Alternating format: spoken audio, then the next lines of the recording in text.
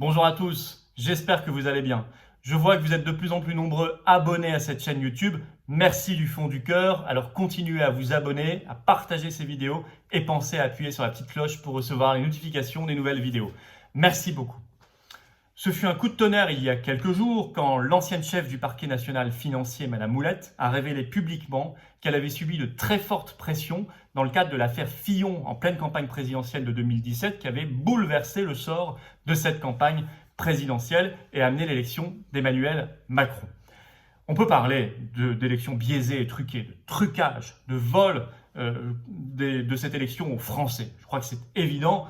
On va voir aussi, surtout, qu'à 2 ans de la prochaine présidentielle en 2022, Emmanuel Macron et sa bande sont en train de préparer un nouveau trucage de la prochaine élection présidentielle par d'autres méthodes pour le moment, mais un trucage également. On va y revenir en détail. On va voir qu'il ne faut pas se laisser faire. Je vais vous dire ce qu'on doit faire parce qu'il nous reste 2 ans pour ne pas se faire voler ce choix, et c'est très important. Et puis on va se demander, est-ce que politiquement c'est très surprenant quand un pouvoir souverain est remplacé par un clan, une bande, comme c'est le cas de la Macronie, au service d'une oligarchie? Est-ce que c'est si étonnant de voir de telles méthodes? Personnellement, je ne le pense pas. Je pense donc que ce qui nous arrive a aussi un lien avec la perte de souveraineté de la France qui entraîne un affaissement, un effondrement général des pratiques politiques. Allez, c'est parti. Alors, tout a commencé le 10 juin 2020, là, tout récemment, quand Madame Éliane Houlette, qui est l'ancienne chef du parquet national financier, a révélé, dans le cadre d'une audition par une commission d'enquête parlementaire sur l'indépendance de la justice, qu'elle avait subi, je cite, un contrôle très étroit de la part du parquet général, qui est son autorité directe de tutelle, dans la conduite des investigations dans le cadre de l'affaire Fillon en 2017. Elle cite des demandes de transmission rapide sur des actes d'investigation ou des auditions. Elle parle également de contrôle très étroit, je vous l'ai dit, et même de pression très lourde. Alors, Madame Houlette, il faut savoir qu'elle est en retraite depuis juin 2019, donc elle a un propos, elle a une parole beaucoup plus libre, et ce qui est intéressant dans cette affaire. Alors, quand même, 9 jours plus tard, le 19 juin, elle a publié un communiqué pour dire qu'elle regrettait ses propos qui avaient été déformés. C'est un peu bizarre à croire parce que ces propos n'ont pas été déformés, ils ont été enregistrés, ils sont très clairs et nets. Madame Houlette est une personne intelligente, elle sait ce qu'elle dit. On peut imaginer plutôt que Madame Houlette a subi de nouveau des pressions pour faire ce communiqué de rétractation, de regret. Voilà. Quant au président Macron, bon, il amuse un peu la galerie en saisissant le Conseil supérieur de la magistrature le 19 juin également sur cette affaire, je cite, pour lever le doute sur d'éventuelles pressions politiques dans le cadre de l'affaire Fillon en 2017. Moi, je trouve que l'objectif qui est donné au Conseil supérieur de la magistrature est déjà très éclairant. L'objectif, c'est lever le doute. Bah donc, ça veut dire qu'il n'a pas d'autre choix que de lever le doute. Donc, si vous voulez, je trouve que la saisine du CSM, du Conseil supérieur de la magistrature, est déjà très orientée. Mais bon, on verra le résultat, mais à mon avis, il n'y a aucune illusion à se faire là-dessus. Alors, c'est pas la première fois que des gens évoquent des pressions fortes dans le cadre de l'affaire Fillon sur la justice. Il faut savoir qu'il y a un livre qui était sorti en janvier 2020 qui s'appelle Apocalypse Now par 2 journalistes, Davé et L'Homme. Ce sont des journalistes quand même d'expérience, qui ont une certaine bouteille, et qui ont évoqué, je cite, un traitement particulier de la justice, un traitement de défaveur en quelque sorte contre le candidat Fillon.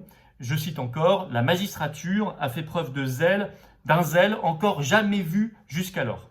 Alors, en effet, je rappelle un peu le calendrier rapide de l'affaire Fillon. Le Canard enchaîné sort un article le 25 janvier 2017. Fillon est alors le candidat en tête dans les sondages.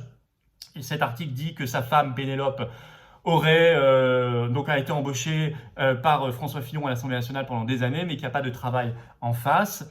Une enquête judiciaire est ouverte un peu moins d'1 mois plus tard, le 24 février, et moins de 3 semaines plus tard, Fillon est mis en examen le 14 mars 2017, ce qui va changer complètement le cours de l'élection présidentielle et même la structuration des débats. On va parler énormément de ça et plus du reste pendant des mois et des mois.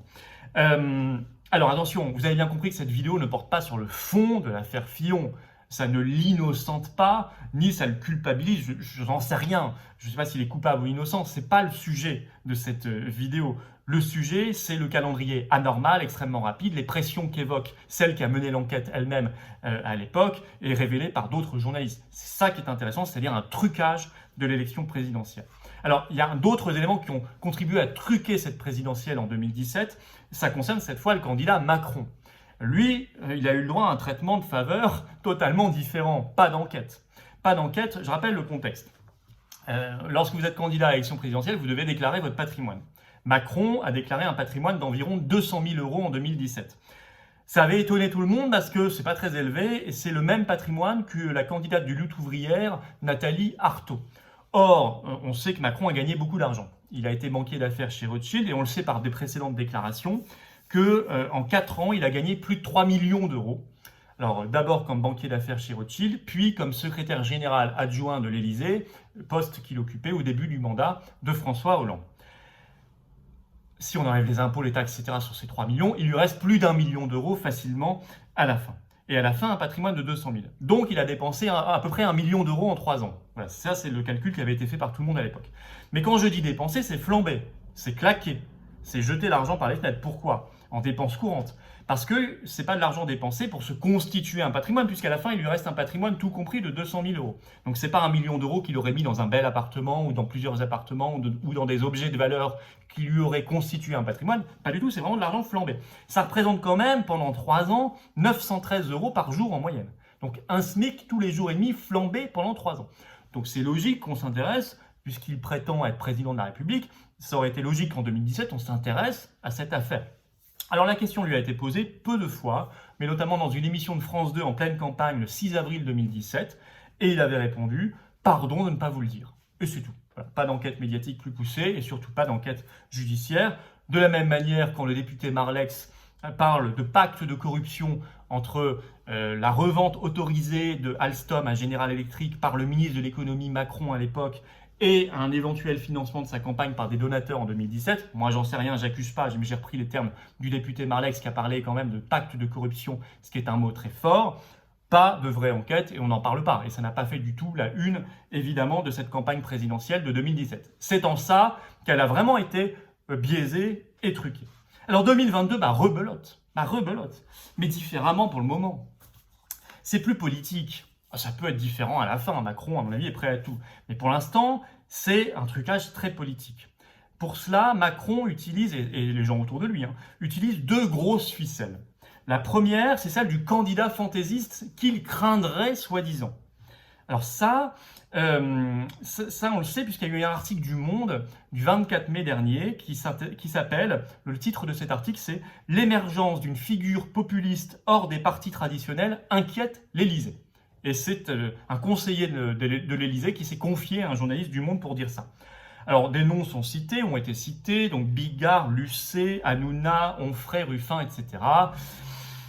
J'ai tendance à penser que quand on montre un endroit, il faut regarder ailleurs. Si l'Élysée dit qu'il est inquiet par ça, c'est qu'à mon avis, il n'est pas très inquiet. Et d'ailleurs, il y a fort à penser que cette liste de noms très variés, dans cette liste, à la fin, il n'y aura aucun candidat à l'élection présidentielle. Mais le but, c'est pas tant ça, c'est pas tant qu'on parle de ces gens-là, un par un, ou de leur programme supposé, la plupart n'en ont pas.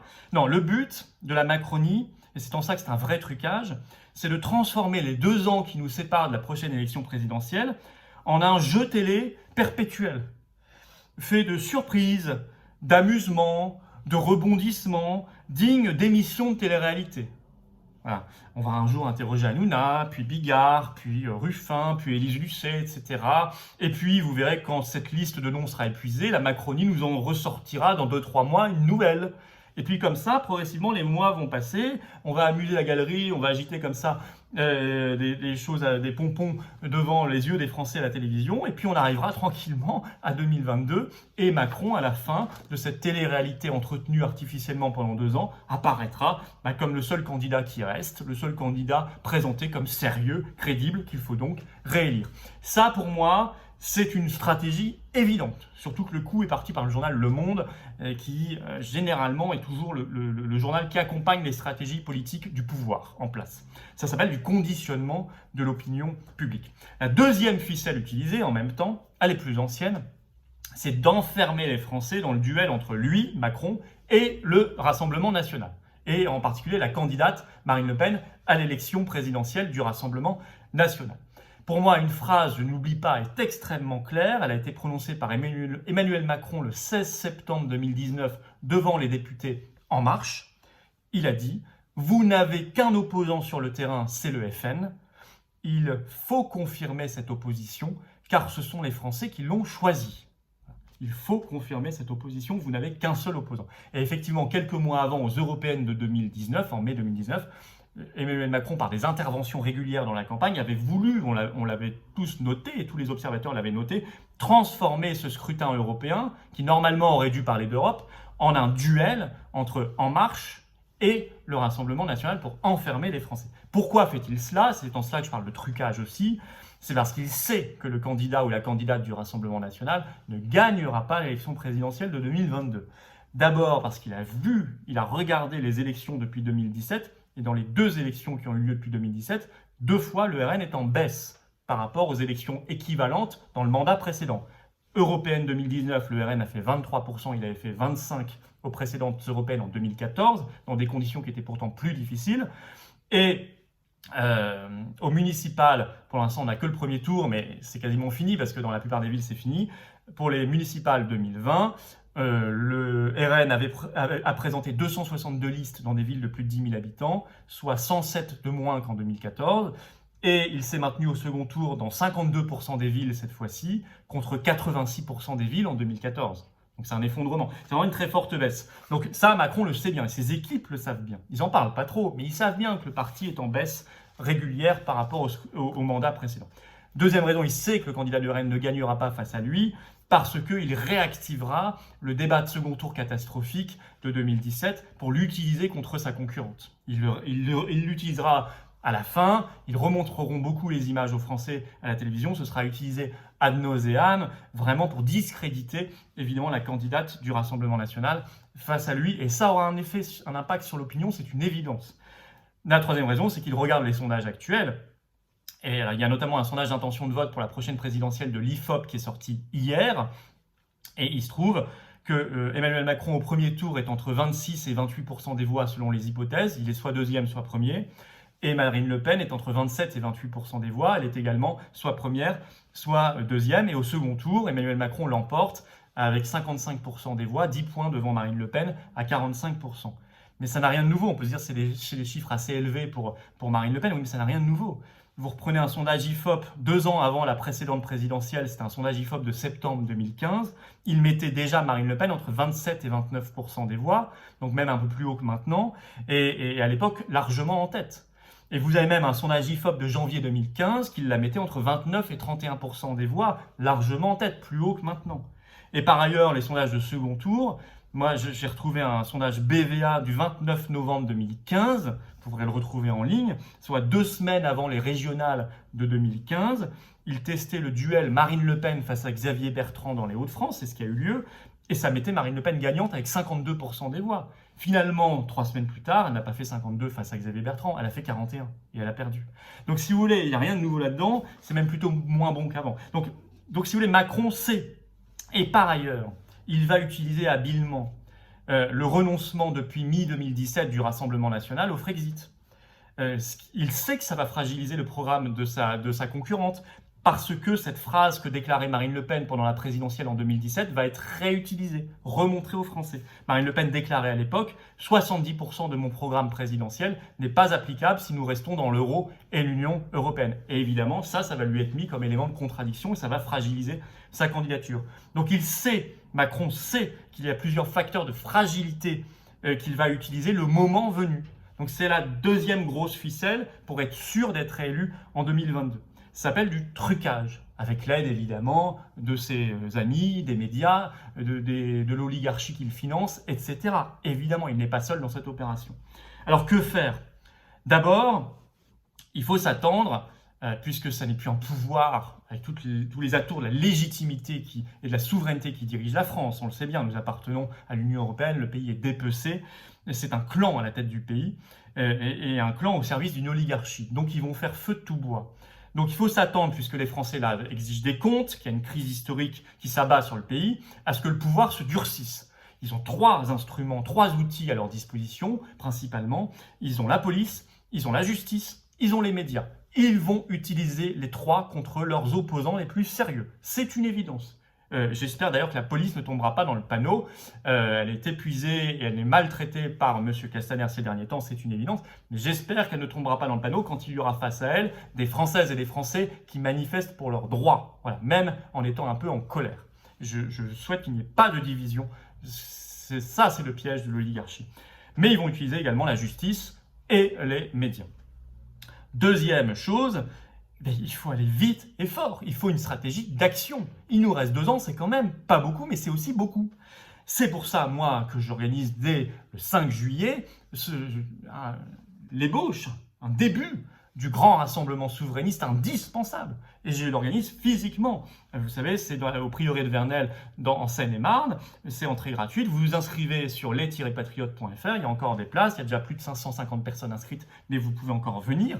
Tant mieux, venez tous sans aucun sectarisme. Mais il faut le faire, et le faire physiquement, concrètement, pour avancer très rapidement. Parce que ça, Macron ne s'y attend pas. Ça peut être le caillou réel dans sa chaussure vers sa réélection.